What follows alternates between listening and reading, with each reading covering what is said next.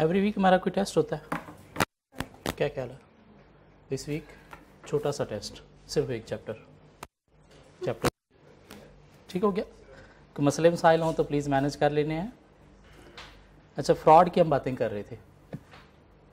Fraud दो तरह के होते हैं, फ्रॉडुलेंट फाइनेंशियल रिपोर्टिंग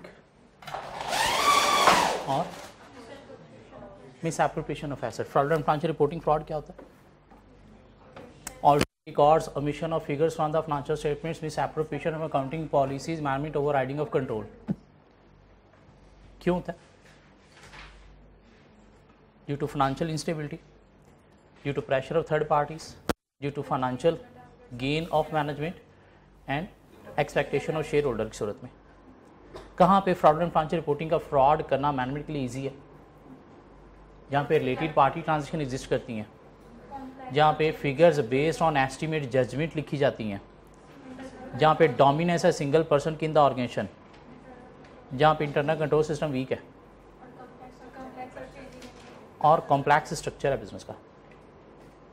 नहीं, क्या एटीट्यूड या बिहेवियर है मैनेजमेंट के जिसकी सूरत में आपको इंडिकेशन मिलती है relating to fraudulent financial reporting fraud? Ineffective communication regarding ethical policies, aggressive behavior of management, low morale of management, और भी बातें थी एक दो। History of law violation. दूसरा फ्रॉड था miss appropriation of asset. Fraud का मतलब क्या है? स्टीलिंग या theft of company inventory asset, embezzling receipt, paying for goods not received, asset in personal use of management या एम्प्लॉयज़। कहाँ पे मैनेजमेंट के लिए या एम्प्लॉयज़ के लिए ईजी है misappropriation of asset fraud करना? यहाँ पे कंपनी लार्जली डील कर रही है in cash item, company deal कर रही है high value small in size inventory, deal कर रही है in easily convertible to cash asset में, और जहाँ पे इन एडिक्वेट कंट्रोल्स हैं ओवर इलेक्ट्रॉनिक डेटा। क्या मैनेजमेंट के ऐसे बिहेवियर हैं जो आपको शो करेंगे कि हाँ मिस एप्रोप्रिएशन ऑफ एसेट का फ्रॉड इस कंपनी में है?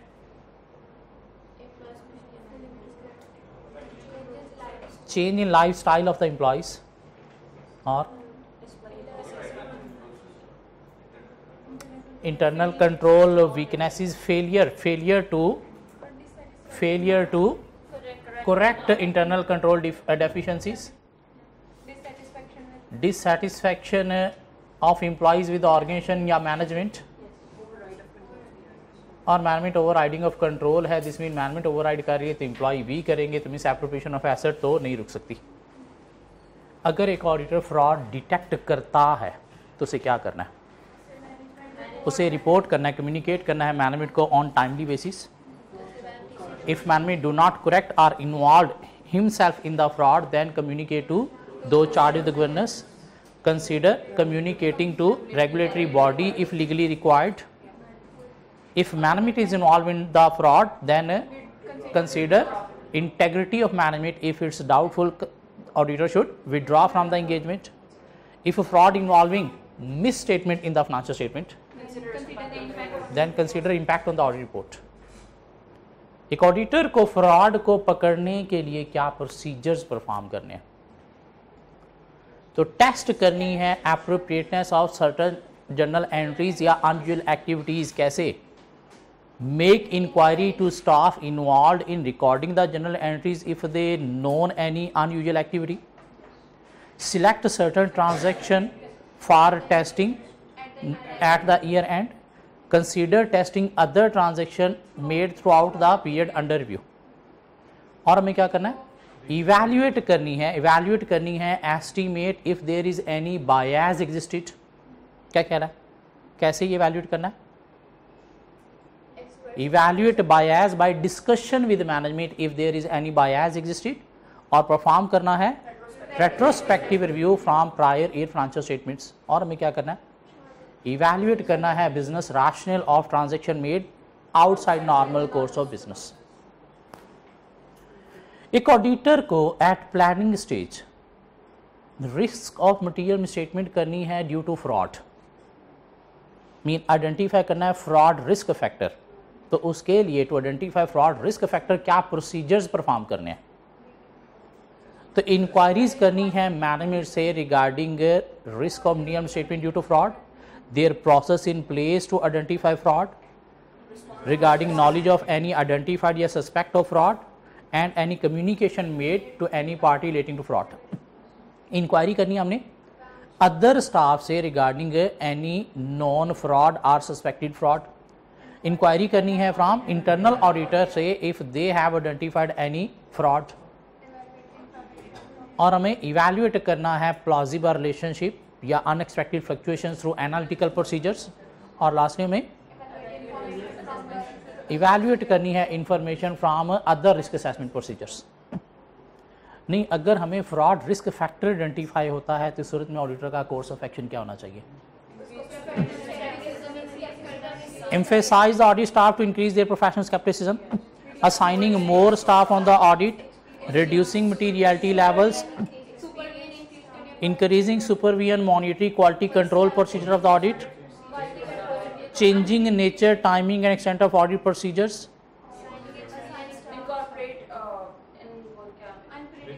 unpredictability in the nature, timing, extent of audit procedures, and consider more reliable audit evidence external rather than internal। नहीं, एक फ्रॉड स्टेटेड कंपनी की मैनेजमेंट की क्या रिस्पॉन्सिबिलिटी है? To prevent, detect fraud and error is the main responsibility of company management. So for that purpose, management have to implement internal control system in the organization and review internal control system effectiveness through internal auditor।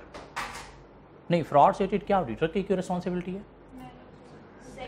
The primary responsibility of auditor is to express opinion on the financial statement whether they give true and fair view or not, but auditor should so design audit procedure with the expectation of fraud, and at planning stage auditor should perform या identify risk of material statement due to fraud, auditor should identify fraud risk factor, and at auditor should respond to the identified या suspected fraud। यही बातें हम कर चुके हैं अभी तक फ्रॉड की, एक क्वेश्चन कवर कर चुके हैं जी। थोड़ा सा और आगे चलें फ्रॉड के एरिया के साथ एक छोटा सा टॉपिक हमें मिलेगा management overriding of control. जब हम ऑलरेडी पूरा कवर कर चुके हैं, हम उसमें से कोई भी चीज़ अभी तक छोड़ी नहीं है, बस सिर्फ देखना है वो क्या टॉपिक है, एक पेज है। So management overriding of control क्या था कि मैनेजमेंट जो है वो कंट्रोल्स को ओबे नहीं कर रही, वायलेट कर रही है, तो ये क्या है? Management overriding of control, जिसकी सूरत में एरर्स भी होंगे या मेनली फ्रॉड के चांसेस होते हैं। कैसे management overriding of control करती है, उसके लिए कुछ टेक्निक्स अडॉप्ट करती है जो हम ऑलरेडी पढ़ चुके हैं। टेक्निक्स क्या हैं? रिकॉर्ड को अल्टर करना, सिग्निफिकेंट ट्रांजैक्शंस को अल्टर करना, फिक्टिशियस एंट्रीज रिकॉर्ड करना particularly near to the year end, inappropriate assumption judgement estimate के थ्रू में स्टेटमेंट करने की कोशिश करना, एडवांस या डिले करना जो है वो सर्टन इवेंट्स या ट्रांजैक्शंस को, कंसील करना facts that could affect the amount recorded in the financial statements, और इंगेज करना ऑर्गेनाइजेशन को इन कॉम्प्लेक्स ट्रांजैक्शन स्ट्रक्चर ताकि हाइड किया जा सके इस चीज़ को, मिस स्टेटमेंट्स को। अब management overriding of control अगर में नज़र आ रहा है तो सेटेड एक ऑडिटर को क्या प्रोसीजर्स परफॉर्म करने चाहिए? तो ही एप्रोप्रिएटनेस ऑफ ट्रांजैक्शन हमने टेस्ट करनी, अनयूजुअल एक्टिविटीज़ की इवैल्यूएट करना है, एस्टिमेट के अंदर बायस को, और इवैल्यूएट करना है business rationale of transaction made outside normal course of business. इसमें कोई चीज़ ऐसी जो हमने अभी तक ना पढ़ी हो इसकी डेफिनेशन के अलावा। हो गया ये टॉपिक भी। चलिए अब आ जाएं हम पास पेपर क्वेश्चन के अंदर।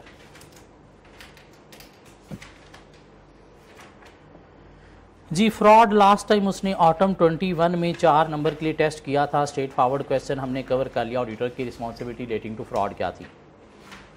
उससे पीछे उसने स्प्रिंग 21 में 11 नंबर का क्वेश्चन टेस्ट किया था और सिर्फ फ्रॉड ही टेस्ट किया था, वो भी हमने कवर कर लिया। जिससे पीछे ऑटम 20 में अगर देखें तो उसने फ्रॉड से रिलेटेड कोई 8 नंबर का एक क्वेश्चन टेस्ट किया है,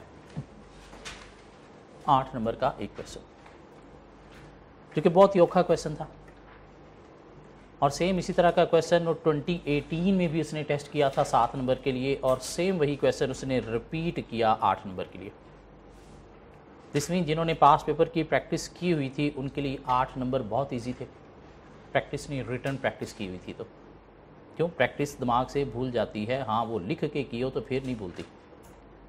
हाँ, जिन्होंने पास पेपर की प्रैक्टिस नहीं की हुई थी उनके लिए 8 नंबर पेपर से बाहर थे। क्यों? बुक के अंदर तो ऐसी कोई चीज़ लिखी नहीं। मैं इसका आंसर क्या है? लिखा ही नहीं हुआ कहीं पे। क्या है 8 नंबर का question? You are the audit manager responsible for the audit of Beechwood Textile Limited BTL। At the planning stage your audit team has assessed that there is no significant risk of material misstatement due to fraud and management overriding of control। Mean planning stage पे auditor ने risk assessment करनी है तो उसने कहा जी due to fraud कोई risk नहीं है और मैनेजमेंट ओवरराइडिंग ऑफ कंट्रोल भी नहीं है। मीन उसने इन दोनों चीज़ों को लो कंसिडर किया। The audit teams assessment is based on the fact, क्यों उन्होंने लो असेस किया?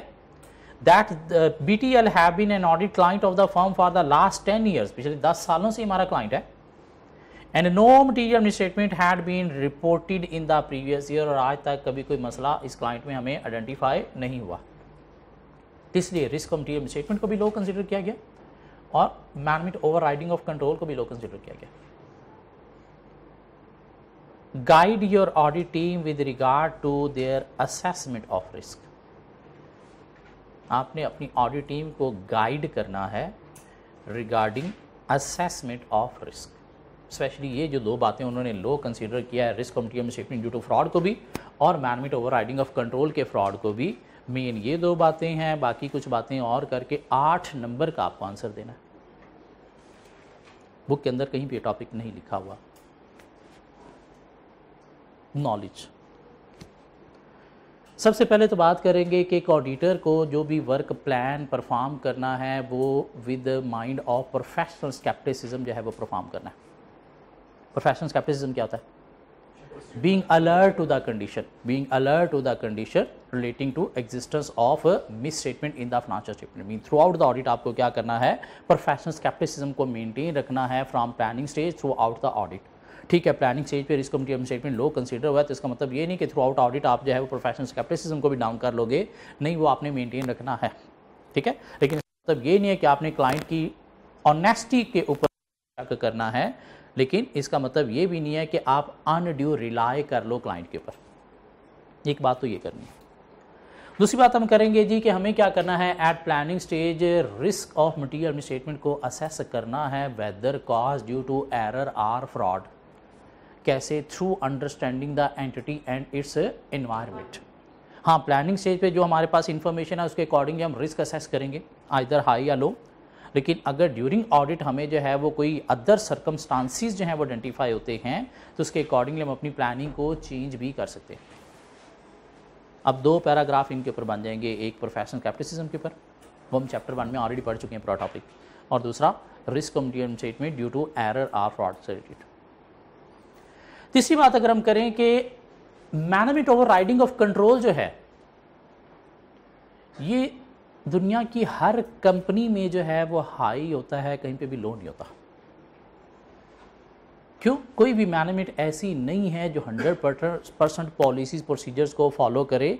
Mean management overriding of control का रिस्क जो है वो हर कंपनी के अंदर एग्जिस्ट करता ही करता है। क्यों? मैनेजमेंट कहीं ना कहीं पे पॉलिसीज को फॉलो नहीं कर पा रही होती, तो इसलिए इसको लो कंसीडर करना एप्रोप्रिएट अप्रोच नहीं है। ये क्या है? हाई होता है हर कंपनी के अंदर, और कहना कि ये लो है, नहीं, ये एप्रोप्रिएट अप्रोच नहीं है ऑडिटर की।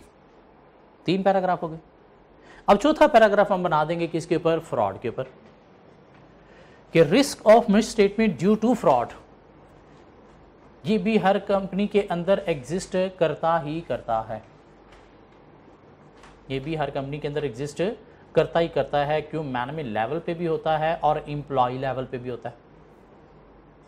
किस वजह से होता है? ड्यू टू कॉम्प्लेक्स स्ट्रक्चर भी ये हो सकता है, due to existence of related party transactions भी हो सकता है, due to non compliance with law regulation भी हो सकता है, due to poor internal control system भी हो सकता है, इंटरनल कंट्रोल वीकनेसेस भी हो सकता है। इसलिए इसको भी लो कंसीडर करना एप्रोप्रिएट अप्रोच नहीं है, ये भी हाई कंसीडर करना चाहिए इन ऑल कंपनीज। ये 4 पैराग्राफ 2-2 नंबर के लिए बना के ये 8 नंबर कंप्लीट होंगे। मीन ये 4 पॉइंट अगर आपने 2-2 नंबर के लिए लिखे हैं तो 8 नंबर मिलेंगे। कोई एक भी अगर आपने कॉन्सेप्ट बीच में से मिस कर दिया है तो 2 नंबर गए। इस लिहाज से ये एक औखा तरीन क्वेश्चन था फ्रॉड के ऊपर। हाँ, सेम इसी तरह का क्वेश्चन 2018 में भी टेस्ट किया गया था। हाँ, अगर वो प्रैक्टिस किया हो तो फिर ये 8 नंबर हलवा थे। और ऑडिट के पेपर को अगर मैं देखूं, पिछली 6 अटैम्प्ट के paper, about 70% paper past paper से कॉपी पेस्ट हो रहा है। 70% पेपर पास्ट पेपर से कॉपी पेस्ट हो रहा है। सिर्फ कंपनी का नाम, समटाइम्स उसने कंपनी का नाम भी वही रखा हुआ। चैप्टर 1 में हमने देखा था कंपनी लॉ के क्वेश्चन में, कंपनी का नाम भी सेम था, सिनेरियो भी सेम था। 70% पेपर पास्ट पेपर से कॉपी हो रहा है। दिस मीन पास्ट पेपर की रिटन प्रैक्टिस अगर हम अच्छी कर लें तो 70% पेपर हमें उसके अंदर से मिलना है। दिस मीन वो 70% हम परफेक्ट अटैम्प्ट करेंगे। और अगर 70% परफेक्ट अटैम्प्ट हो गया तो उसमें से 50 लेने से हमें कोई नहीं रोक सकता। हम बाकी 30% कॉन्सेप्ट यही है, सिलेबस यही है, सिर्फ क्वेश्चन की रिक्वायरमेंट थोड़ी नहीं होगी, उसका पूछने का एंगल जो है वो थोड़ा डिफरेंट होगा। मीन उसमें कुछ स्ट्रेट फॉरवर्ड एरिया होंगे जो हो सकता है पहले नहीं टेस्ट किए कि आप टेस्ट किए जा रहे हैं। हाँ, वो 30% में से अगर हम 10 नंबर भी ले लेते हैं, लेकिन ये जो 70% देखा हुआ पेपर, प्रैक्टिस किया हुआ पेपर है, इसमें से अगर हम 50 नहीं लेते तो बहुत बड़ी बेवकूफ़ी होगी। इसलिए पास पेपर की रिटन प्रैक्टिस बहुत ज़रूरी है। होगी तो पेपर कुछ भी नहीं है। हाँ, रिटन प्रैक्टिस नहीं है तो उसके बिना ये पेपर बहुत बड़ी बला है। फिर कब पास होना है, अगर एक दफ़ा फेल हो गया पता नहीं कब होना है। मीन ये पेपर बच्चों को समटाइम रुला देता है। क्यों? पहली दफ़ा ही जब ये फेल होता है तो कोई 45, 46, 47 इधर फेल होता है तो दिमाग में एक मैसेज आता है 2-3 नंबर से फेल हो रहा है, मुझे तो आता है। और दूसरे सेमेस्टर में स्टूडेंट 2-3 नंबर का ही तैयार करने की कोशिश करता है कि वो आता है, जबकि एक पेपर अगर फेल हो जाए तो उसे दोबारा पास करने के लिए पहले से डबल मेहनत की ज़रूरत होती है। क्योंकि अगर वो 47 पे भी फेल हुआ है तो 3 नंबर से नहीं 53 मार्क्स से फेल हुआ है जो आपने लूज़ किए हैं। पहले वाली मेहनत प्रॉपर होती तो पेपर फेल ना होता। अब पास करने के लिए उसे डबल मेहनत की ज़रूरत है। और मज़े की बात यह है कि इससे ज़्यादा बोरिंग काम दुनिया में और है नहीं थ्योरी पढ़ना। तो दूसरी अटैम्प्ट में स्टूडेंट की जान जाती है, मीन वो डबल मेहनत नहीं करता। क्यों? बोरिंग काम दोबारा कैसे करे? क्यों? दिमाग के अंदर मैसेज भी है कि मुझे तो आता है, 3 नंबर से फेल हुआ है, तो पेपर दूसरी अटैम्प्ट में फिर स्टूडेंट फेल कर पाता है। मीन ज़्यादातर स्टूडेंट या ऑडिट का पेपर पहली अटैम्प्ट में पास करेंगे या फिर चौथी अटैम्प्ट में पास करते हैं। बहुत कम स्टूडेंट हैं जो दूसरी तीसरी अटैम्प्ट लेते हैं। सिर्फ वही पास कर लेते हैं मेहनत कर लेते हैं। और मज़े की बात है दूसरी अटैम्प्ट में इन्होंने क्या किया होता है, आखिरी 1 माह दिया होता है। क्यों? 3 नंबर से रहा है। और आखिरी 1 मंथ जब आता है तो पता चलता है बाकी पेपर भी रहते हैं, 15 को दिन पढ़ के दोबारा पेपर देते हैं, फिर पेपर फेल हो जाता है यही 45, 46 पे। और दूसरी दफ़ा फेल होने के बाद फिर दिमाग में मैसेज आता है कि मुझे आता है, 3-4 नंबर से रह रहा है, इस दफ़ा पूरा मंथ दे दिया होता ना तो पास हो जाना था।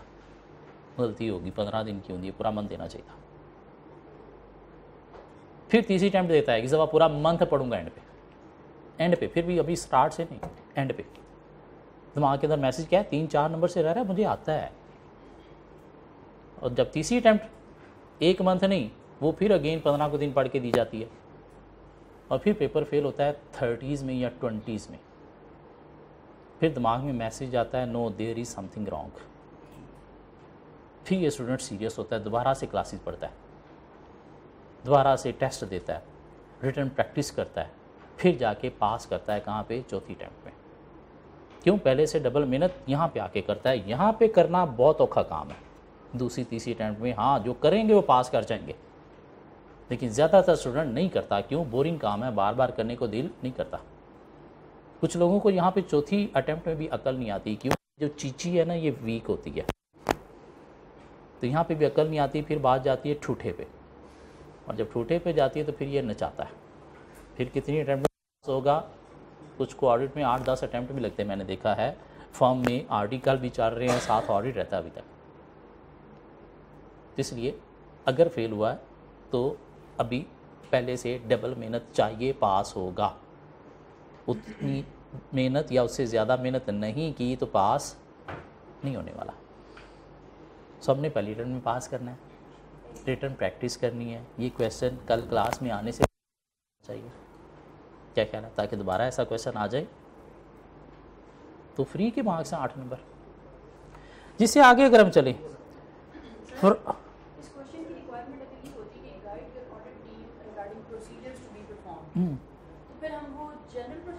फिर प्रोसीजर्स आपने management overriding of control के भी प्रोसीजर हैं। Risk of material statement due to fraud mean planning के फ्रॉड रिस्क फैक्टर आइडेंटिफाई करने के भी प्रोसीजर्स हैं।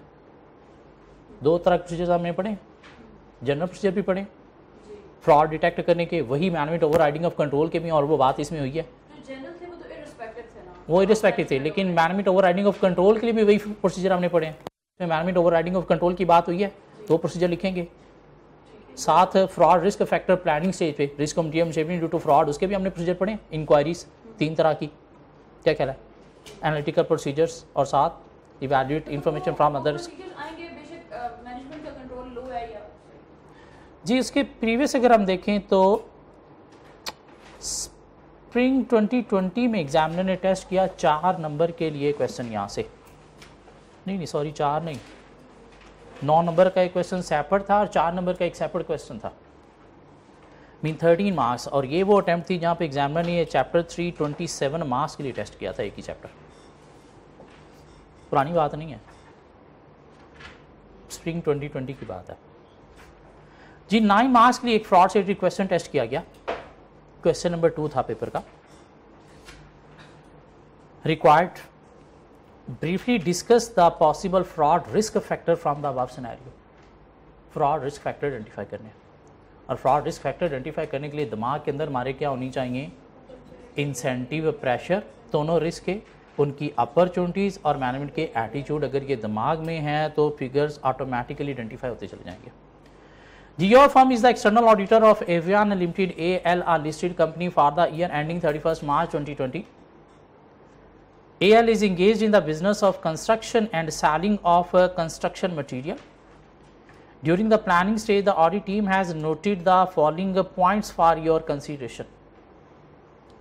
Number 1, AL's CEO aggressively follow up with the departmental head for meeting the financial target established by the directors. एक तो management जो है वो अग्रेसिव फाइनेंशियल टारगेट जो है वो सेट कर रही है, तो in case of non achievement chances of fraudulent financial reporting fraud. So performance of senior management at AL is measured in terms of year profit growth. So management की performance based on profit growth है, तो chances of manipulation of profit result into fraudulent financial reporting fraud. There is an internal audit division of AL and it reports directly to the CEO. Internal auditor का काम होता है company के control weaknesses को highlight करना, और इसको काम करना होता है अंडर 2 चार्टर्ड गवर्नेंस, या कंपनी के अंदर एक होती है audit committee non executive director की, उसके अंडर। इसको कंपनी की मैनेजमेंट या सीईओ या एग्जीक्यूटिव डायरेक्टर्स के अंडर काम नहीं करना। और सीईओ कंपनी का टॉप मैनेजमेंट है, और हर कंपनी के अंदर एक फ्रॉड से related management overriding of control exist करता ही करता है, क्या कह रहा है।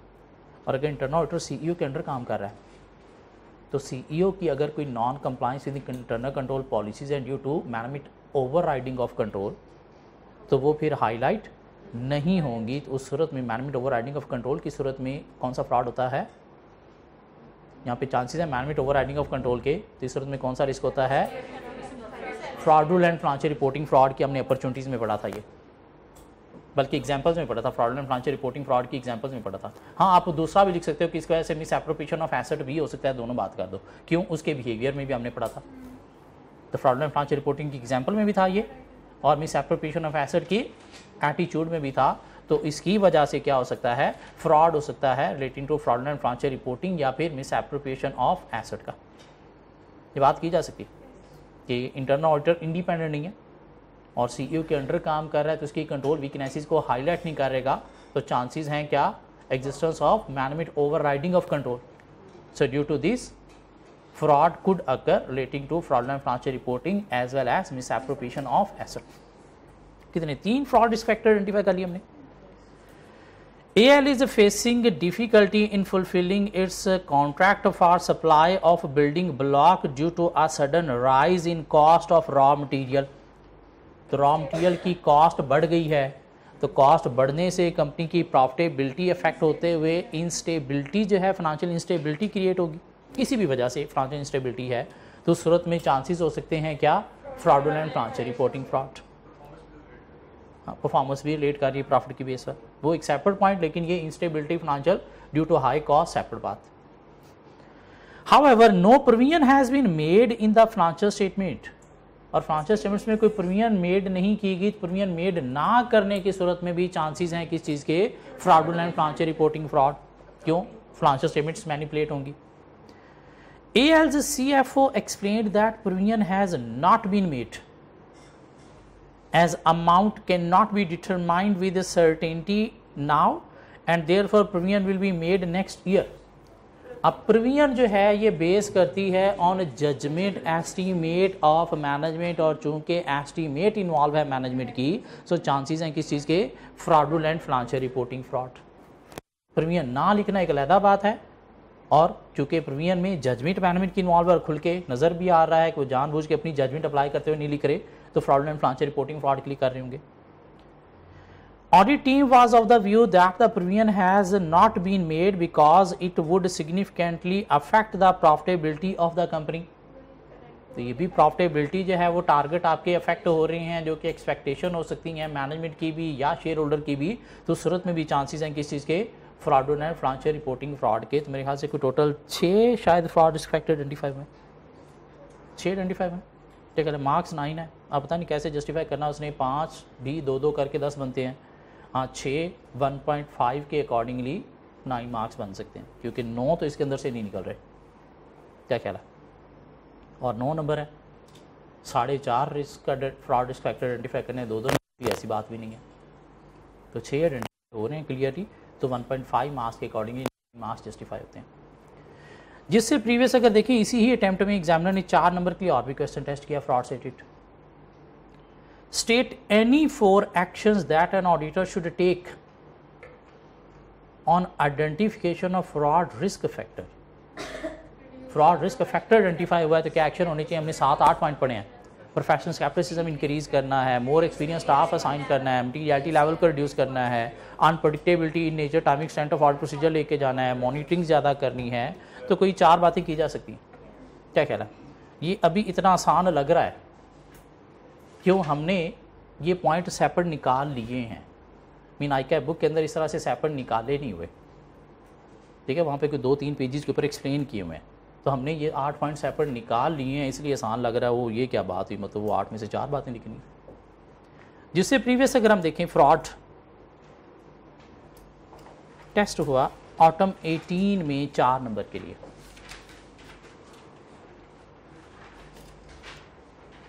The auditor should be cognizant of the fact that fraudulent financial reporting often involve management overriding of control. State any 4 techniques which the management may use for fraudulent financial reporting. तो techniques हमने पढ़ी अभी थोड़ी देर पहले. Alter करना record को या significant transactions को, fictitious transaction near to year end record करना, इन एप्रोप्रिएट अजम्पशन एस्टिमेट्स के थ्रू जो है अकाउंट्स को चेंज करना, एडवांस या डिले करना सर्टन इवेंट्स या ट्रांजेक्शन्स को, कंसील करना certain facts about financial statements, या इंगेज करना बिजनेस को इन कॉम्प्लेक्स ट्रांजेक्शन स्ट्रक्चर. कोई सी 4 टेक्निक्स लिखनी है, 4 नंबर. आती हैं तो लिखी जाएंगी, नहीं आती पता नहीं कहाँ पे हैं बुक में, तो फिर बड़ा औखा काम है. और चैप्टर के अंदर 2 जगह पे ये टेक्निक लिखी गई हैं, यहाँ पे भी और जब हमने फ्रॉडुलेंट फाइनेंशियल रिपोर्टिंग फ्रॉड पढ़ा है वहाँ पे भी जी. उससे प्रीवियस अगर हम देखें स्प्रिंग 18 में फ्रॉड से रिलेटेड अच्छा खासा 9 मार्क्स टेस्ट किए गए और एक बहुत ही बड़ा सिनेरियो. साथ एक 2 नंबर के लिए क्वेश्चन और भी था. Question 6 part A, briefly discuss the key benefits which may arise due to splitting of work between interim and final audit. तो हम ऑलरेडी पढ़ चुके हैं क्या कहला है, मैनेजमेंट को शेयर होल्डर को अर्ली इन्फॉर्मेशन मिलेगी, बिजी सीजन में जो है वो स्टाफ रिसोर्स जो है वो आप मैनेज कर सकोगे, ऑडिट स्टाफ की एफिशिएंसी इंप्रूव होगी, अर्ली आइडेंटिफिकेशन हो जाएगी ऑफ सर्टन इवेंट्स की। तो कोई 4 बातें करके 2 नंबर लिए जा सकते हैं। साथ ही क्वेश्चन नंबर 8 था fraud settled, part A of the question identify fraud risk factor in the above scenario. 4 number के लिए भी 4 फ्रॉड रिस्क फैक्टर आइडेंटिफाई करने। और part B describe what action an auditor should take on identifying a fraud risk factor. तो यही 8 में से 5 बातें कर देंगे हमने, लेकिन फ्रॉड रिस्क फैक्टर आइडेंटिफाई करते हैं 4 क्या हैं। Green limited GL is a listed company engaged in the manufacturing of garments and apparels. During the audit planning meeting for the year ending 31st March 2018, the Chief Financial Officer of GL has provided the following information. GL was previously exporting all its production under the brand name of Wearables. However, it has been facing the issue of decline in export order. Export order decline हो रहे हैं, तो decline होने से क्या होगा, company की cell effect होगी, सेल इफेक्ट होते हुए क्या क्रिएट होगी, फाइनेंशियल इंस्टेबिलिटी जो क्रिएट कर सकती है chances of fraudulent financial reporting fraud. And therefore has decided to start focusing on the local market.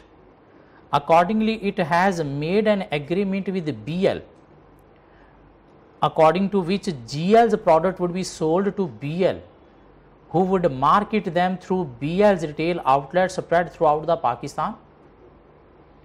A director of GL holds majority shareholding in BL. तो GL की products आप BL के through cell होंगी और BL के अंदर company के director की मेजर शेयर होल्डिंग है, तो ये एसोसिएटेड कंपनी है, मेन रिलेटेड पार्टी है, तो रिलेटेड पार्टी ट्रांजैक्शन एग्जिस्ट कर रही हैं, तो सूरत में चांसेस हो सकते हैं किस चीज़ के, फ्रॉडुलेंट फाइनेंशियल रिपोर्टिंग फ्रॉड के।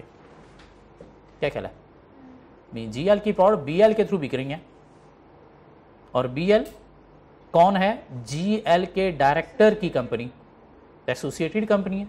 क्या कहला है, एसोसिएटेड कंपनी है, तो दिस मीन ये क्या है, रिलेटेड पार्टी है। क्यों, सब्सिडरी एसोसिएट ये भी रिलेटेड पार्टी हैं, इवन डायरेक्टर भी रिलेटेड पार्टी हैं। तो एक तरह की डायरेक्टर के साथ कंपनी की ट्रांजैक्शन हो रही है GL की, डायरेक्टर की कंपनी BL है, तो एक तरह की डायरेक्टर के साथ ट्रांजैक्शन हो रही है, तो क्या होगी, रिलेटेड पार्टी ट्रांजैक्शन। तो रिलेटेड पार्टी ट्रांजैक्शन एग्जिस्टेंस की सूरत में चांसेस हो सकते हैं फ्रॉडुलेंट फाइनेंशियल रिपोर्टिंग फ्रॉड के। Two of the directors of GL holding 16% and 13% shares in GL have informed the board that they intend to sell their entire shareholding in GL in order to concentrate on some of their other businesses. तो कुछ directors के पास company के share हैं और वो अपने share cell करना चाहते हैं। तो शेयर सेल करने के लिए क्या चाहते होंगे कि हमें हैवी बिड प्राइस मिलेगी, कब, जब कंपनी के रिजल्ट्स अच्छे होंगे। क्या ख्याल है, तो डायरेक्टर्स के पर्सनल फाइनेंशियल गेन बेस कर रहे हैं कंपनी के फाइनेंशियल रिजल्ट्स के ऊपर कि अच्छे होंगे तो इनके शेयर अच्छी अमाउंट में मार्केट में बिकेंगे ना। क्या ख्याल है, तो इस सूरत में कौन सा फ्रॉड हो सकता है, fraudulent financial reporting fraud. While discussing some of the internal control deficiencies in the payroll processing department, internal control deficiencies हैं जिस सूरत में फ्रॉड हो सकता है, फ्रॉडुलेंट फाइनेंशियल रिपोर्टिंग भी as well as misappropriation of asset भी, which were raised in the previous year's management letter. The CFO has informed that the matter has been referred to the internal audit department but is pending because of the illness of the chief internal auditor. तो company fail हो रही है to correct internal control deficiencies. इस सूरत में कौन सा fraud हो सकता है, misappropriation of asset fraud. तो कोई से 4 हमें आइडेंटिफाई करने थे, हमने तो 5 आइडेंटिफाई कर लिए। क्या ख्याल है, और वैसे भी जितना बड़ा सिनेरियो उतना ही क्वेश्चन इजी होगा। सिनेरियो छोटा है तो स्प्रिंग 2020 की तरह 8 नंबर का क्वेश्चन, जितना छोटा सिनेरियो है उतनी ही इंफॉर्मेशन अंदर है ही नहीं, हमें खुद से लिखना पड़ेगा तो उतना ही औखा होगा।